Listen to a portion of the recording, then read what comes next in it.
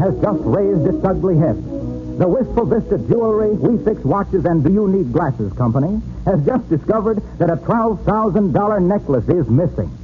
And here, sympathizing with the tearful anguish of the proprietress, Mrs. Teitelbaum, we find Fibber, McGee, and Molly.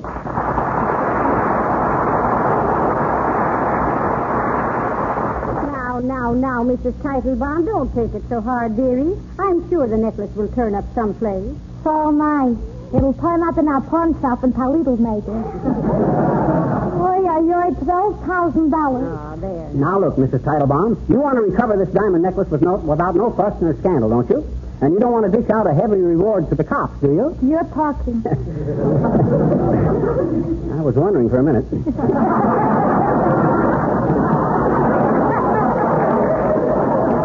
I'm probably the one guy in the world that can clear this robbery up for you and get that necklace back. Mr. McGee, if you can do it, I'm so grateful to you. You can have anything in the store at a big discount.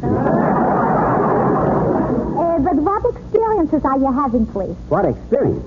Why, Mrs. Teitelbaum, do you mean to stand there with your head between your bobby pins and tell me you never heard of Detective McGee? So help me, I didn't.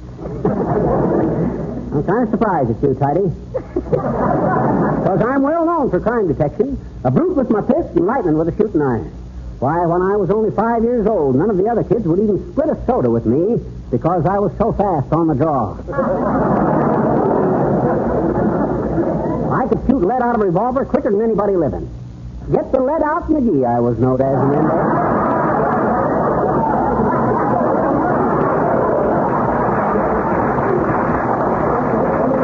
Get the lead out, McGee, the go-getting gumshoe Galahad, going great guns at giving the gate to groups of gaudy gamblers with McGream and Gap, gallantly girding the gold to give gangsters a gruesome glimpse of the gallows, and gathering great gobs of glory as the go-between for good government from the grim, gaunt gullies of Galatea to the well. That gives you a rough idea.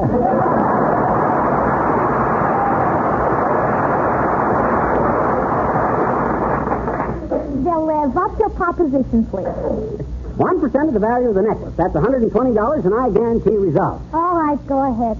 McGee, how about the business you had with Mrs. Teitelbaum when you came in here? Oh, that can wait. I just wanted to tell her that fountain pen I got in here this morning was... never mind that now. Come on, Molly. You're working on this case with me. Oh, goody. Mm-hmm. We'll pretend we're playing the Thin Man. Oh. I'll be Myrna Loy, and you can be Dick Powell. It was William Powell. Oh, well, he was a dick in the picture. Mrs. Teitelbaum, have your clerk call the police and get a squad car over here, and then write down the names of whoever's been in the store today. I want a third degree, everybody. Okay. Jake, a piece of paper and a spot card, please. McGee, why do you get that poor woman hoped up like this? As a sleuth, you couldn't find a fire truck in a phone booth. Molly, for some reason, you seem to lack confidence in me. Tell me this, have I ever completely failed in anything I ever did? What'd you ever do? Well, Hey, I want to hook to some of that squad car. They ought to be here by now. Let me take that phone. Hello, operator. Give me the police to... Oh, is that you, Mert? How's everything, Mert? Who did? Your cousin Alfred. Not really. With an old-fashioned razor, eh? Oh, my God. From ear to ear, hey? Oh, Is that so? What do you know about that, Molly? Oh, heavenly days, what? Mert's young cousin shaved himself for the first time this morning. He was so tickled he had a grin from ear to ear. Hello, Mert. Oh, police headquarters don't answer, eh? No, never mind. So long, Mert. One of these days I'm going to really get a number and spoil everything. Well, now, the first thing we got to do, Molly... Here, Mr. McGee, here's our list of customers who'll be in my store today. Oh, well, thank you, Mrs. Teitelbaum. Phone this list to the police and tell them to have all these suspects here at 2 o'clock. Now, before I start running down any clues, I'd like to ask just one question, if I may. Go ahead. Now, think carefully before you answer, Mrs. Teitelbaum. Right, Smith. Now, here's the question. Does this list you gave me comprise the names of each individual who had access to or means of or by use of accomplices, hereinafter referred to as the party of the second part, any suspicious actions on part of same? A very shrewd question, McGee. Can I answer yes or no? Yes. No. Thank you. That clears up an important point. Now, somebody Anybody here call for a squad car? Yes, officer. There's been a robbery in here. What was took? A diamond necklace, Bud, worth $12,000. You work with me, and I'll cut you in on the publicity. Okay, that's swell. I take a wonderful picture. That's all. Yeah, I usually pose with me revolver in me hand and a stern look on me puss. Like this, see? That's a stern look, all right. Looks like the stern of a ferry boat. But the publicity will come later, officer. Okay, Doc. Well, I'll be waiting for you outside in the squad car. Okay, Bud. Now, the first thing Oh, hey. I just thought of something. Come on, quick.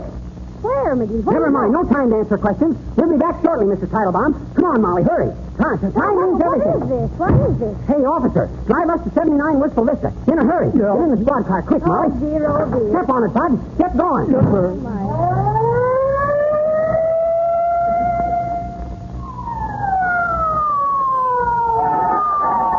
Here you are, Doc. Shall I surround the house?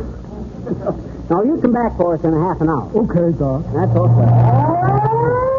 McGee, what was the idea of risking our necks to get to our own house? Why, Molly, don't you realize? It's 12 o'clock.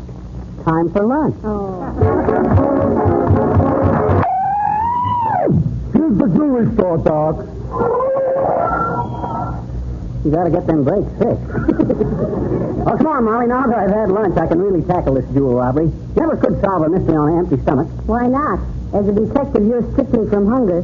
Just the same, I can be more nonchalant with a toothpick in my mouth and... sorry, little girl. Hi, mister.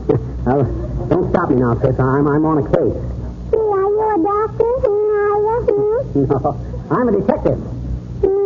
I said, now listen, sis. I ain't got time to be bandying words with you. You run along about your business, and I'll run along about mine. Go on now, sis. Beat it. Where? Well, where were you going when I bumped into you? Don't you know? How should I know? Oh, gee, I thought you were a detective. That I am a detective, but how should I know all about you? Well, I know all about you, I bet you. Oh, no, you don't. Oh, yes, I do. Oh, no, you don't. Oh, yes, I do. Oh, all right. If you know so much, tell me all about me. Okay. Okay. You're 5 feet 7 inches high, and you weigh 142, and your waistline is 37 inches. And you've got a appendicitis scar on your stomach, and you need to have your tonsils out. And you were born on the 16th of November, and you had cauliflower for lunch, I bet you. Well, the censored exclamation.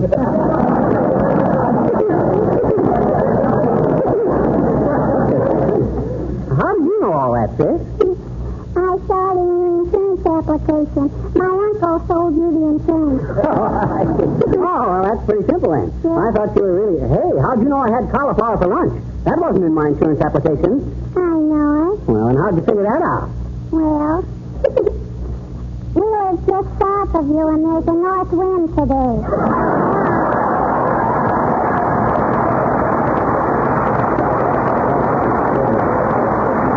Well, come on, let's get in the store, Molly. I got to get busy on this case. Oh, there you are, Mr. McGee, and there's my diamond necklace bracelet. What's the necklace? Don't worry about your necklace now, Mr. Titlebaum. I never fail. When it comes to recovering precious stones, I'm quicker than a snake. Kind of a diamond-back rattler, you might say.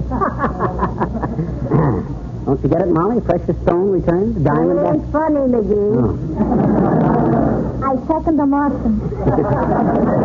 Okay, you'll see. I got this thing all figured out. Now, have that cop turn in the first suspect, Mr. Titlebaum. Certainly, right away. Officer. Now, you sit there, Molly, and take notes. And on the first... I demand to see the officer in charge about this struggle. Oh! How do you do, Mrs. Uppington? Why, how do you do, Mr. McGee? And Mr. McGee. Hi, Uppy. I don't understand. They told me I was to be interviewed by a detective about some horrid robbery. Mrs. Uppington, I'm the detective. Sit down. Well, just one moment, Miss McGee. I know nothing about any robbery. Here I was innocently doing my Christmas shopping. Oh, shopping, eh?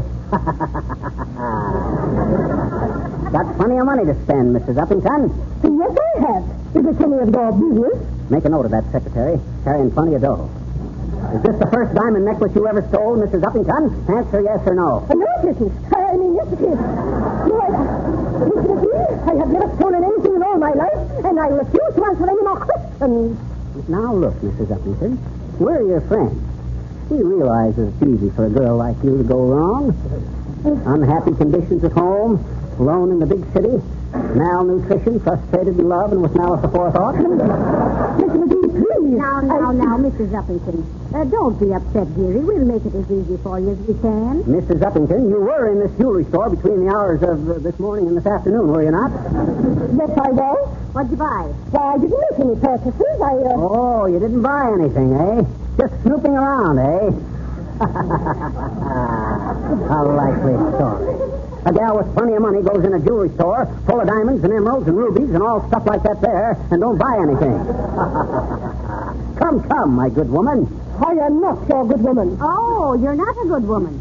I protest I am too a good woman. Oh, contradicting yourself, are you? Can't stick to one story. Split personality, eh? Mr. McGee, you will soon be a split personality if I can find an act somewhere.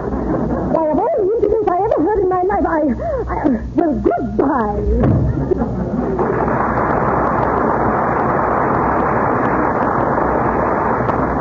Well, we can cross her off as a suspect. I don't think she'd be guilty of robbery. No, her line is murder. Huh? What you mean? I mean, she'll shoot you on sight after this. Hello there, Johnny. Hello, daughter. Understand you want to grill me. You bet you, old-timer. Good. Grill my back first, when you've been cold all day. No, you don't understand, Mr. Oldtimer. We're trying to find out who stole a $12,000 necklace.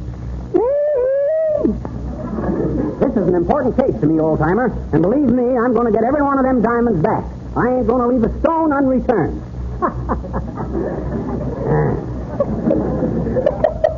That's pretty good, Johnny.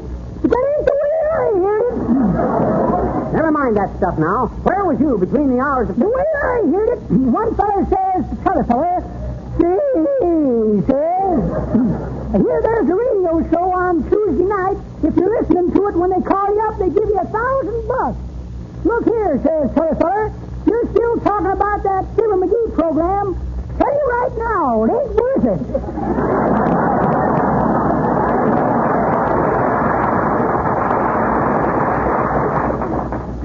You want to speak to you about something, Johnny?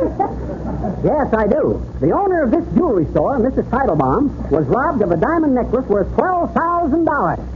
Well, commit my cider. What do you know about that? The question is, what do you know about it? Oh, not a thing, daughter. I got an alibi. Oh, no, you haven't. Just about the time of the robbery, a witness looked in the window of this store and seen your head. That's my alibi, Johnny. I was out of my head at the time.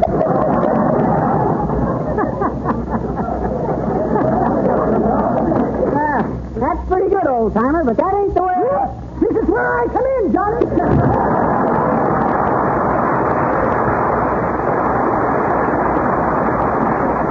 Well, there goes another witness. Yeah, probably just as well.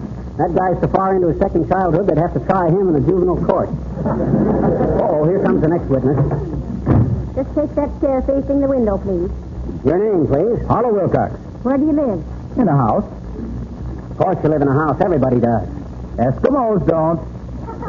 Eskimos don't enter into it. Yes, they do. They enter into it through a little door in the front. You see, they cut the ice away. Silence. Yes, sir. Now then, Wilcox, what do you know about this crime that's been committed here? I think it's terrible. I haven't thought of anything else for months. Oh, my, it was premeditated, dearie. You realize what you're saying, Wilcox? After all, stealing a $12,000 necklace is no joke. Necklace? What necklace? Well, you said you've been considering the crime for months. Oh, not that crime. Huh? Now, it has nothing to do with a necklace. Oh. I've just been thinking what a crime it is that Mrs. Teitelbaum didn't protect and beautify the linoleum in this store with Johnson's Glow Coat. Folks, I might have seen this coming. As the guy said when he shot the barbershop quartet, it's a foregone conclusion. Race on, Racine. Well, that's all, except that I'm going to show Mrs. Teitelbaum how Johnson's Glow Coat will bring out the beauty of her linoleum and keep it from scuffing and wearing, and how she can apply it with absolutely no rubbing or buffing, and how it shines as it dries. Oh. Did you say a necklace was missing? Yes, Mr. Wilcox. Well, gee, if you find it, give me the string, will you? I'm a string saver. So long, folks.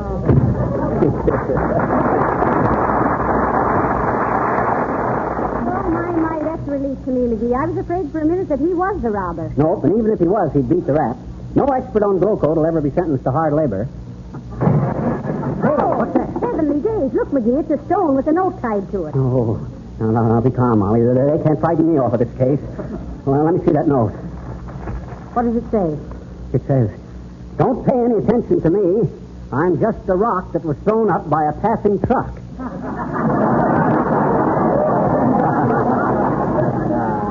A likely story. Oh, here's our next witness. Take the chair by the window, Bud. What's your name? Jimmy Field. What do you do? I'm a singer. What you going to sing? My prayer. Okay, Jimmy, go right ahead. Well, I'm getting a little tired of this, McGee. Now, don't worry, Molly. I got this case all solved. Well, I just... Ah, there, Jitterjaw. Understand you want to question me. Answer yes or no. Yes. Splendid. I was getting homesick for a good third degree. Go right ahead, Sherlock. I'll stand by to give you the needle.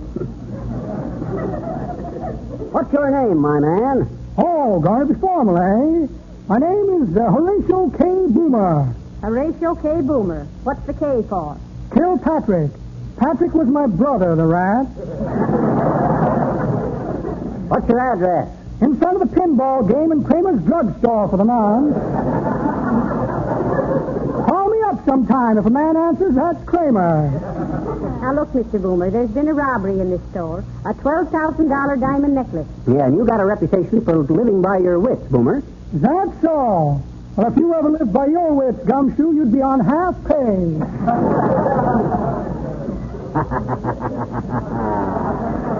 A likely story. Boomer, we're going to frisk you. Empty your pockets on that table there. Why, certainly. Glad to cooperate. Here you are. Empty him out there. Oh, dear. Now, there's a steel Jimmy. Brought that along to open clams with. Going to clam bake later on tonight. Or should I say another clam bake?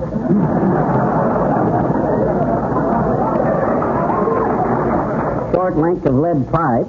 Oh, is that lead? Could have sworn it was rubber. Saw it bounce off a man's head last night. Oh, look, a pair of rubber gloves. Oh, simply a sanitary measure, my dear. Going to help a friend of mine clean out a dirty old bank tomorrow. Now, here's something. Looks like a receipt for a funeral service. Oh, so it is. Brought a coffin for a little midget friend of mine. Oh. You understand now what that paper is? A check for a short beer. Exactly. Okay, Boomer, you ain't got anything incriminating on you, I guess. Go out and wait with the others. Heavenly days, McGee. Will you tell me where we are now? That was our last suspect. Now, don't worry, Molly. The case is all solved. But how? Where? Now, watch this, Molly. Come on, we'll talk to the crowd. All right. All right, quiet, please, folks. Quiet. McGee, please. Now, take it easy, Mrs. Teitelbaum. The case is all solved. The person who has your necklace is right in this room. And the name of that person is Fibber McGee. Oh. And here it is, Mrs. Teitelbaum. Thank you. My beautiful stuff. Thank you. Wonderful, Fibber. Where'd you get it? Who took it? I did. What? You did? Yeah, sure. McGee, it's time you explained yourself, I think. Well, I think so myself, I think. Folks, I came in here this morning to buy a fountain pen. When I got home, the fountain pen box had a diamond necklace in it. Mrs. Teitelbaum simply gave me the wrong box. I thought it was a good chance to practice up on my detective work. You see, I'm taking a correspondence course in detective work. All right. Break it up. Quiet.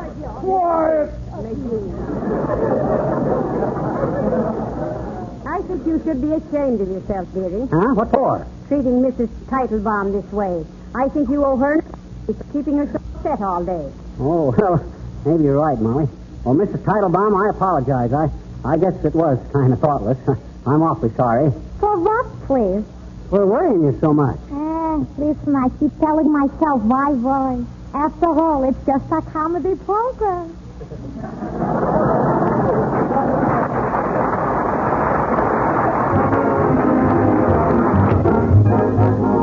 Ladies and gentlemen, before we leave you tonight, we'd like to remind you that your local Tuberculosis Institute needs your aid. And you can do your part by buying Christmas seals. Good night. Good night, all.